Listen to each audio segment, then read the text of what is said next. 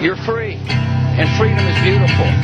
And, you know, it'll take time to restore chaos and order, but we will.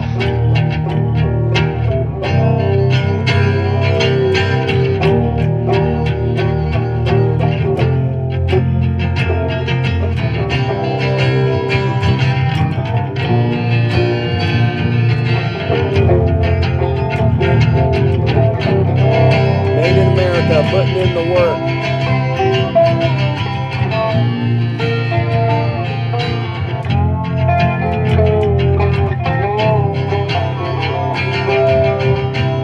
I'm working on Rolling One, and they're working on the song.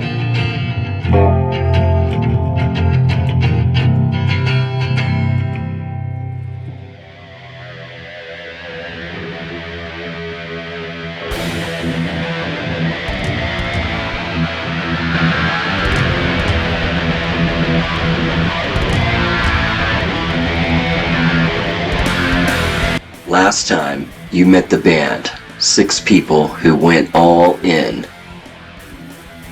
But a band isn't 6 names on a screen. A band is what comes out of the speakers.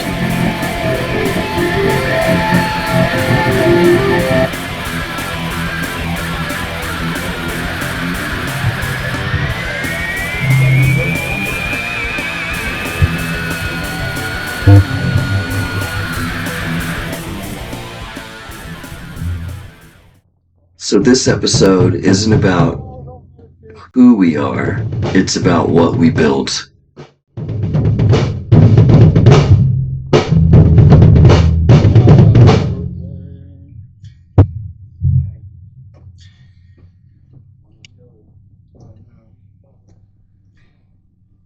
Before there was a lineup, there was a year and a half of writing. Randy and I sat down with everything we had been carrying. I lost everything. Uh-oh. Songs we hauled across state lines and broken bands, victory season material that finally found its shape, and brand new tracks written for this band for this moment. 24 tracks when we started counting. We're over 45 now. It never stopped. We created our own genre.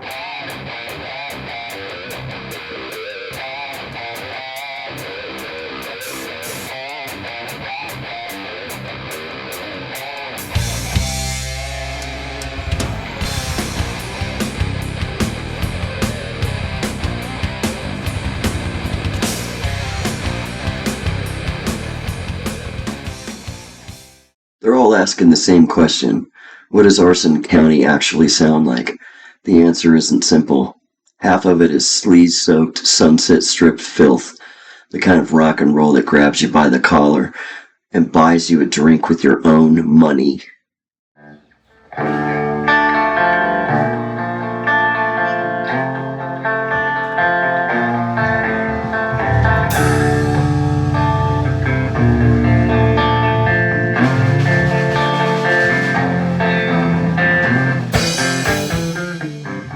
The other half is blood red dirt metal, heavier, darker, something spiritual, running underneath it.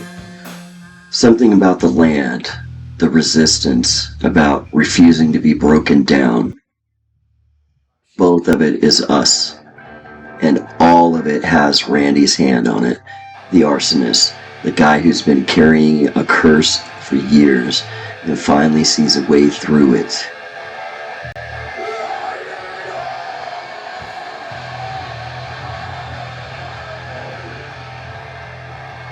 I've been singing my whole life. I sang in bands with Carl for 30 years. But the material Randy and I wrote together, it landed different. We click in a way that doesn't need explaining. He hears what I'm trying to do with a vocal line, and he builds the guitar around it. I hear what he's playing, and I find the melody that matches. It's not work, it's conversation. It's art. The songs we wrote are about seeing clearly. They're about refusing to be drained by people who don't believe. They're about survival, literal survival. Spiritual survival, the kind where you walk away from a car crash and keep moving. Are you Indian? Or you're English? Or what Awesome. That's why I love Arson County. Man, I don't know that nothing. drummer's so clean. There's Me, Myself, and I. About becoming one with the sun, about fire running through your veins, about having nobody to trust but yourself and your own will.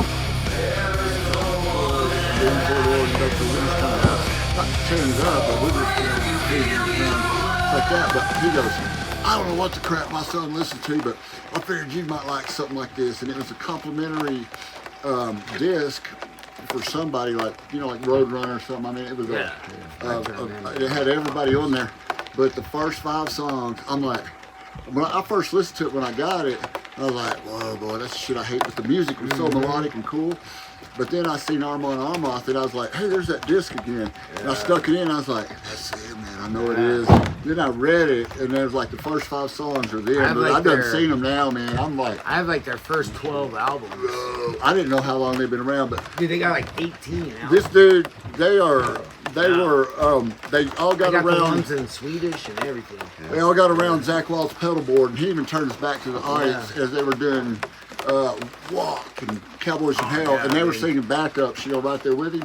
That singer towered him by twice the size of him, Oh, dude, a head what's his, taller, and then the rest of the band just towered him too. 6'4". No, but What? Dude, He's Magnus. He's 6'4". Dude, He's Magnus tall. is like 6'8", bro. Yeah, he is He's Zach's like like 6'9", maybe. giant, Yeah. giant. And And he I'm goes, like 6'3". I want to see Zach. everybody out in the So, crowd. This is in Dallas, man, with Pantera and Oh, yeah. Armand. I can't remember who the fucking other band was, man.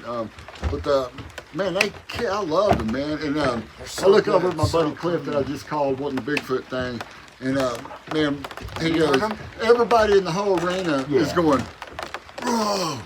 He goes, I want everybody, and it's showing the ships on the big screen of them like running across That the became fucking. like their most famous song, but that was off like their 4th or 5th album. I don't know. That's all I know about him. But I looked at Cliff, and man. he's the only one in there got- not rowing. I said, "Hey, row, motherfucker!" And he goes, First one? "God dang it!" Set his drink down, fucking Got out row. of Sweden. It's called Death and Fire, and it's. Hey, how about Children of Bodom?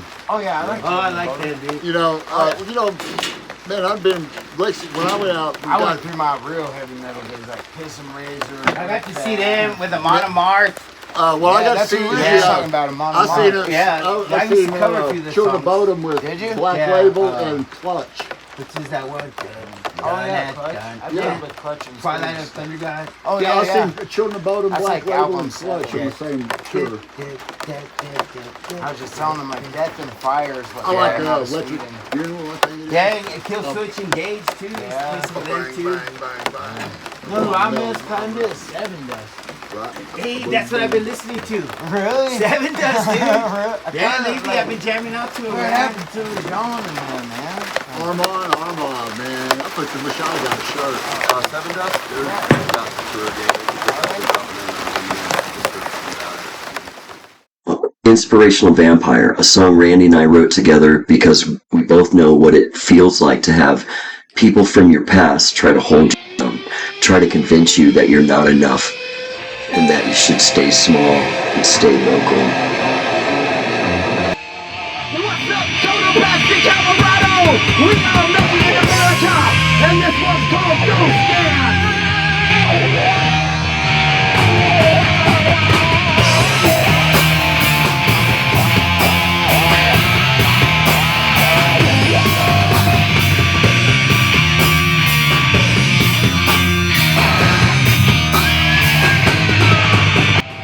There's Ghost Dance, our heavy anthem about indigenous resistance, about stolen land, about spiritual practice the government tried to ban because it was too powerful.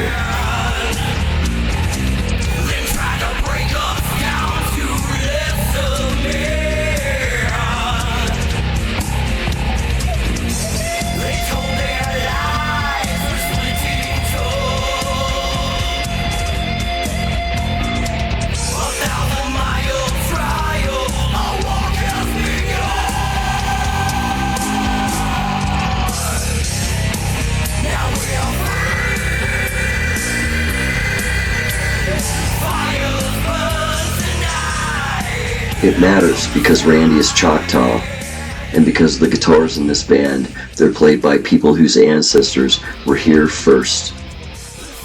That's not accidental. Like Jose said, it's kismet. There's Dead Inside. It starts quiet, vulnerable, and then it builds into a scream. It's about seeing through people who smile at you while they're bleeding you dry, about knowing the difference between the ones who show up and the ones who just watch. Kept telling myself it was just me growing older. Now I see it's because of all the evil I see. That's the 4-song manifesto, Me, Myself, and I, Inspirational Vampire, Ghost Dance, Dead Inside. 4 songs that tell you exactly who we are before we ever shake your hand.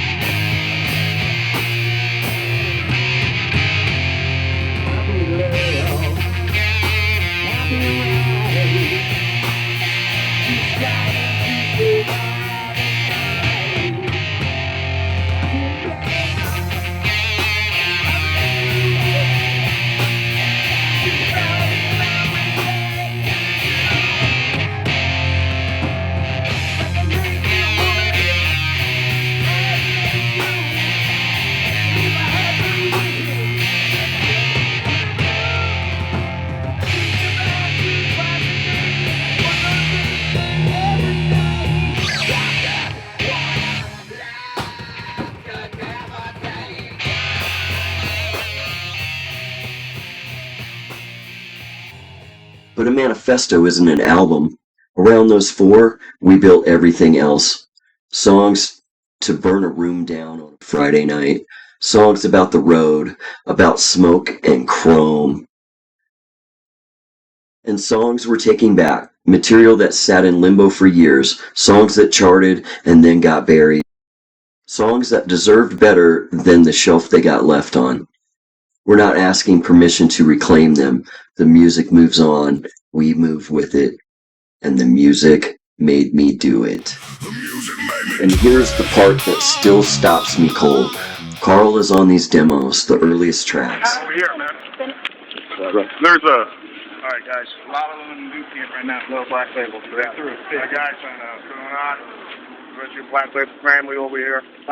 That's his playing, his hands, his time, his feel, pressed into the foundation of this band forever. Every song we finish is built on drums that he laid down before we lost him. That's what you pointed at. God bless, guys. Thank you, brother. Okay, fellas. See you tonight. He never got in the room with us, but he's in every room this music ever plays. That's not a metaphor. That's the tape. Hola. Hello. Getting our legs. It's our drummer's legs.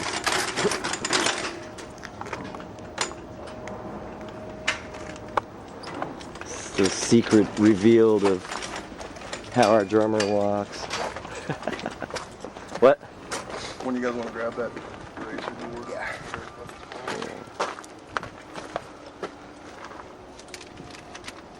Behind the scenes. Yeah. True stories! It's the real world, dog.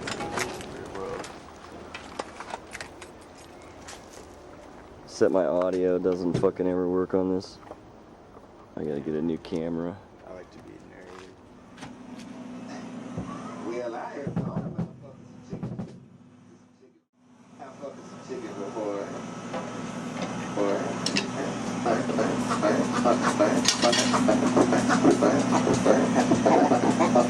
Big bird.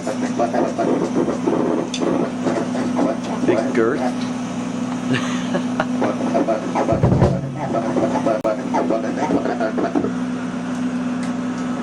If you want to have a good time and you need some pussy, you can cut that chicken's head off, stick your dick in that ass of that chicken, and that damn chicken will go crazy on your ass and go. I would cut off the chicken's head, put my dick in it, and go.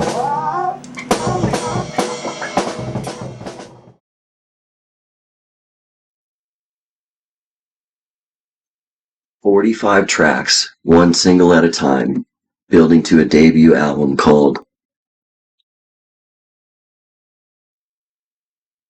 I'll Tell You Another Time. Every one of those tracks has one man's fingerprint burned into it. A guy who was told he'd never play again. A guy with one working finger on his fret hand. And a tone nobody on earth can copy.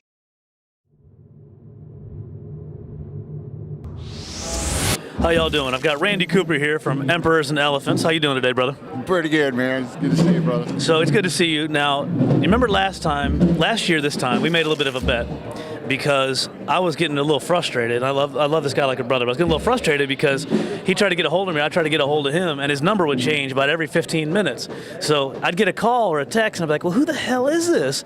And I could always hear him, man, it's Coop, man. I'm like, well, it's another phone number. What the hell? Do you work at a call center? Are you wanted by the police? What the hell is going on here? So I made you a bet last year, and I said, if you keep your number for a year, then I'll give you whatever guitar you want. So here we are, a year later. And I've yet to verify because my phone is charging. So this is a very honorable man. I'll take his word for it. He says it's the same.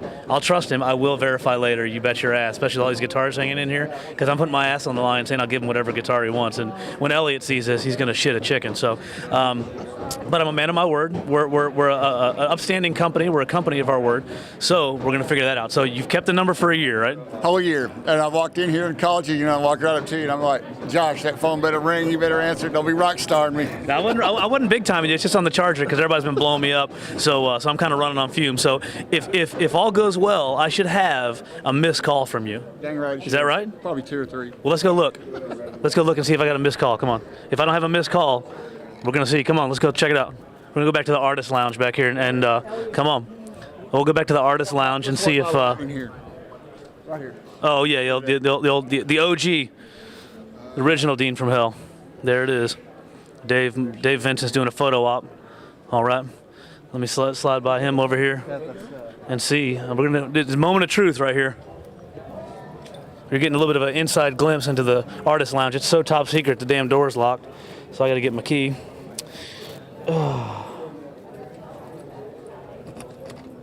All right, here we go.